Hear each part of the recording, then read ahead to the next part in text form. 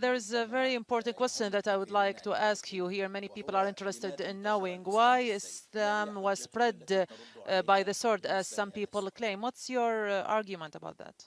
As far as the question that why was Islam spread by the sword, this is a misconception.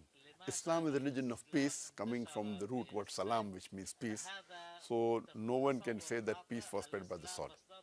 The best reply is given by Deleuze O'Leary, a very famous historian, who writes in the book Islam at the Crossroad on page number 8, and he says that history makes it clear that the legend of fanatical Muslims sweeping across the world, forcing Islam at the point of the sword over conquered races, is the most absurd myth that historians have ever repeated. That means this is a myth that has been repeated by the historians. And if we read history, there we come to know that the Muslims ruled Spain for about 800 years. We did not do our job, we didn't convey the message. Later on, we know that the Crusaders came and they wiped out the Muslims. There was not a single Muslim in Spain who could openly give the azan. We Muslims, we ruled the Arab lands for the last 1400 years. A few years the Britishers came, the few years the French came, but overall the Muslims were the rulers and the lords of the Arab land for 1400 years. Yet today, there are more than 8 million Arabs or Coptic Christians. If we wanted, we could have converted every non-Muslim at the point of the sword. These 8 million Coptic Christians, they are giving shahada. They are bearing witness that Islam wasn't spread by the sword. We Muslims, we ruled India for 1,000 years. Yet today, more than 80% of the Indians, they are non-Muslim. These 80% non-Muslim Indians, they are giving shahada. They are bearing witness that Islam was spread by the sword. If we wanted, we could have forced every non-Muslim to accept Islam at the point of the sword. Today, today Indonesia, which is one of the largest countries which has Muslims, which Muslim army went to Indonesia?